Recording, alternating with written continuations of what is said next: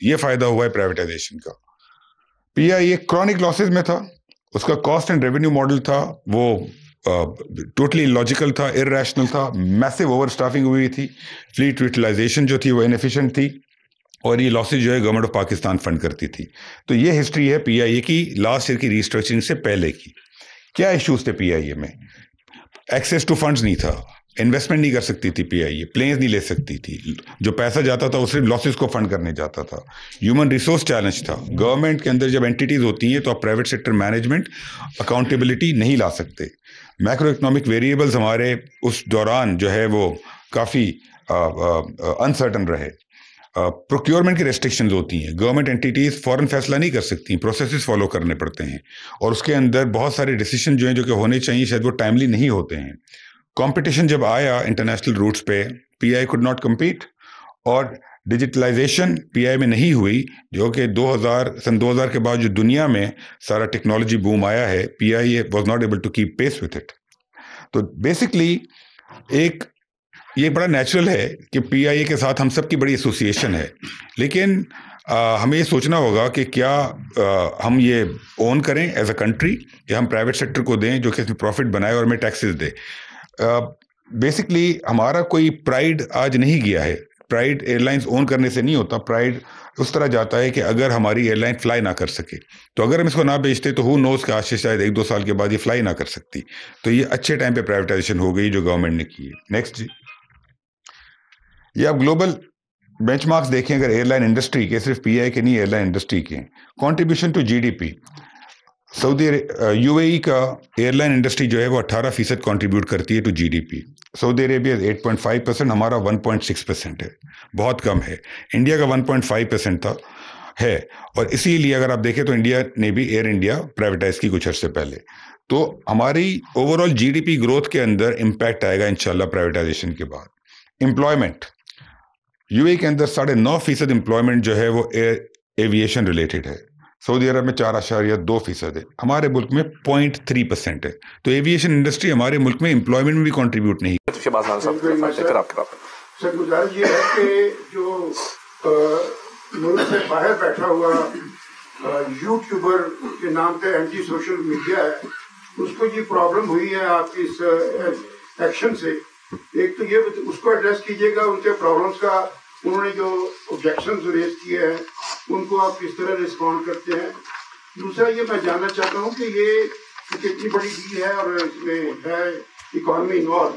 Dispute resolution mechanism بھی آپ نے کوئی سیٹ اپ کیا ہے, because in the long run کبھی نہ کبھی کوئی ایشوز ہوتے ہیں. اور یہ جو بھی اعلان کیا ہے ان کے جو کنسورشیم کے چیف نے کہ ہم پلین 65 تک لے جائیں گے, کیا کچھ ڈیڈ لائن ہے کہ جو آلریڈی پلین پی آئی اے کے پاس موجود ہیں وہ ایئر پردی ہو جائیں گے, اس کے لیے کوئی ڈیڈ لائن ہے آپ کے پاس؟ اور میں ایک کافی چھوٹا سا نقطہ جو آپ کی میں رائے جاننا چاہتا ہوں وہ یہ ہے کہ کوئی صوبے اپنی ایئر لائن سیٹ اپ کرنا چاہتے ہیں, آپ اس ایکسپیرئنس کے بعد ان کو کیا ایڈوائز کریں گے؟ اور عطاء اللہ طاہر صاحب پارلیمنٹ میں زیر بحث لائیں گے ساری اپنی ایکسرسائز کو, اور نیکسٹ ٹارگیٹ کیا ہے آپ کا پرائیویٹائزیشن؟ باقی تو ابھی محمد صاحب کامنٹ کرتے ہیں. دیکھیں جو ڈیجیٹل میڈیا پہ آپ کہہ رہے ہیں کہ یوٹیوبرز جو چلا رہے ہیں, دیکھیں پوری دنیا نے اس ڈیل کو دیکھا, ایفیشنٹ تھی, ٹرانسپیرنٹ تھی, اور توقعات سے بڑھ کے تھی. ایک بہت اچھا تاثر پوری دنیا میں گیا ہے, جن کو اگر ابھی بھی سمجھ نہیں آ رہی تو میں صرف 3 الفاظ ہیں, گیٹ ویل سون. اس کے علاوہ میں ان کو کچھ نہیں کہنا چاہتا. اور دیکھیے پارلیمنٹ میں آبویسلی پارلیمان کا ایک استحقاق ہے, حق ہے ان چیزوں پہ کرے.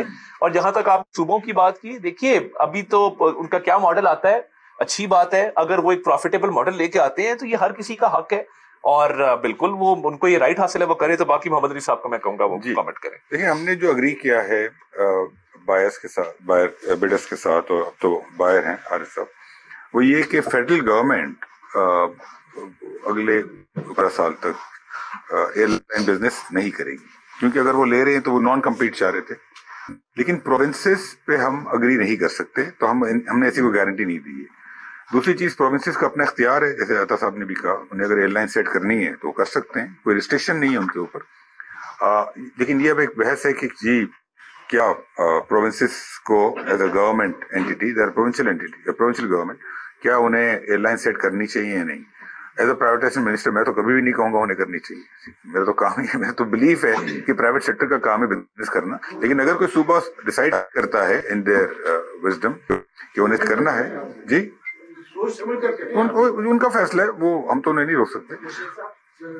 सर, दो ब्रीफ क्वेश्चन जी फिर अशरफ साहब। एक फौजी फर्टिलाइजर के हवाले से मोहम्मद साहब क्लैरिफाई कर दीजिएगा, क्योंकि अब कल भी वहाँ पे बात हो रही थी कि फौजी फर्टिलाइजर जो है वो इसमें पार्टी पास एसेट्स भी हैं, रूजवेल्ट है उसके अंदर, स्क्राइब है, तो अब पीआईए होल्डिंग कंपनी जो है वो जारी बात इन एसेट्स को मैनेज कर रही है। वो कोशिश करेंगे कि वो उन एसेट से कमा के पेमेंटें करें उन चीजों की, अगर कोई चीज बेचनी है तो बेच के पेमेंट करें। तो वो डेट जो है वो 10 ईयर डेट था मेरे ख्याल में, तो वो ओवर पीरियड ऑफ टाइम वो पे होगा। लेकिन फिर एक और चीज है कि जो हमें ध्यान में रखनी होगी कि जब भी प्राइवेटाइज होती हैं चीजें, तो अगर माजी की गलतियां किसी गवर्नमेंट ने की होती हैं तो प्राइवेट सेक्टर तो उसके पैसे नहीं देगा आपको, वो तो हमें ही भुगतनी पड़ेंगी। तो गलती की एक कॉस्ट है, हमने माजी में ही पे की है। अब ये है कि फैसला ही करना है कि क्या कॉस्ट कंटिन्यू करनी है, बेयर करना है, या उसको स्टॉप करना है। स्टॉप करके उन लॉसेस को पे करना होगा। तो फ्रैंकली पीआई के पास, होल्डिंग कंपनी के पास एसेट्स हैं, उसको पे कर सकते हैं, और अगर थोड़ा बहुत सपोर्ट गवर्नमेंट से चाहिए होगा तो हो सकता है कि उन्हें मिले, लेकिन वो भी एक नॉर्मल बिजनेस ऑपरेशन की तरह उसको चला रहे हैं। दूसरा, जो जीएसटी का इम्पैक्ट है, वो जो बेनिफिट है उसको हमने इसकी वैल्यूएशन के अंदर इनकॉर्पोरेट किया हुआ है। जो हमने रिजर्व प्राइस बनाई थी, जो लास्ट ईयर जब ये प्राइवेटाइज हुई थी तो उस वक्त एक सर्टेन रिजर्व प्राइस थी, इस बार जब प्राइवेटाइज हुई तो उसकी एक सर्टेन रिजर्व प्राइस है। तो हमने उन दोनों को कंपैरिजन में इस बार चूंकि जीएसटी टैक्स एग्जम्पशन मिला है तो उसको हमने कंसिडर किया था उस चीज को। और दूसरी बात यह कि जीएसटी का फ्रैंकली मेरा अपना व्यू ये है कि जीएसटी लगाने का जो इम्पैक्ट है वो नेगेटिव है पाकिस्तान के लिए, फ्रैंकली पॉजिटिव नहीं है। अगर आप जीएसटी लगा के आप थोड़े बहुत टैक्स रेवेन्यू कलेक्ट कर लेंगे, लेकिन उससे ओवरऑल जीडीपी और इकोनॉमी को कितना नुकसान कर रहे हैं आप। क्या वजह है कि हमारे पास आज भी पूरी एयरलाइन इंडस्ट्री के पास मिला के 50 प्लेन्स होंगे, 50 प्लेन्स हैं, पूरे पाकिस्तान की तमाम एयरलाइंस के पास 50 प्लेन्स हैं। एक कतर एयरवेज या टर्किश एमिरेट्स के पास 200, 250, 300 प्लेन्स हैं। ये हमारी इन पॉलिसीज की वजह से। और जीएसटी इस वक्त पीआई पे हटाया है, हमने रेकमेंड किया है, एविएशन डिवीजन की भी थिंकिंग है कि बाकी एयरलाइंस पे भी हटना चाहिए, लेकिन अब देखें इस पर क्या फैसला होता है, कैबिनेट का डिसीजन होगा ये। हाँ, और दुनिया में जीएसटी नहीं होता, तो जीएसटी लगाने का इम्पैक्ट नेगेटिव होगा, पॉजिटिव नहीं होगा। सर, शुएब निज़ामी एआरवाई से मेरा सवाल ये कि ये जो अभी आपने हमें लायबिलिटीज और उसके बाद एसेट्स बताए 194 मिलियन और 181, इसको थोड़ा और वाज़ेह कर दें ताकि ये पता चल सके एसेट वैल्यू के ऊपर पे की क्या बनती है। और दूसरा सर सवाल ये कि जो हमारा प्राइवेटाइजेशन लॉ है वो ये कहते हैं कि 90% जो है आप कर्जों के लिए अदा करेंगे और 10% जो है वो गुर्बत के खात्मे के लिए अदा करेंगे। तो इस 135 में से कितनी रकम जो है वो कर्जों को कम करने के लिए इस्तेमाल होगी और कितनी रकम जो है वो गुर्बत में कमी के लिए इस्तेमाल होगी। थैंक यू जी। जी जो आपका दूसरा सवाल है उसका जवाब मैं दे देता हूँ जी। जो हमारे कानून में प्राइवेटाइजेशन कमीशन का जो ऑर्डिनेंस है उसमें जो प्रोविजन है उसके तहत जो प्रोसेस होता है, जो प्रोसीड्स आती हैं प्राइवेटाइजेशन की, उसका प्रोसेस ये होता है जी कि जितनी प्रोसीड्स आती हैं उसमें से प्राइवेटाइजेशन कमीशन का अपना जो भी उसमें खर्चा होता है वो माइनस करके बाकी सारी प्रोसीड्स जो है वो गवर्नमेंट के पास चली जाती हैं। जो ऑर्डिनेंस वफाकी वज़ीर इत्तलात अता तारड़, मुशीर निचकारी मोहम्मद अली और दीगर इस्लामाबाद में प्रेस कॉन्फ्रेंस कर रहे हैं।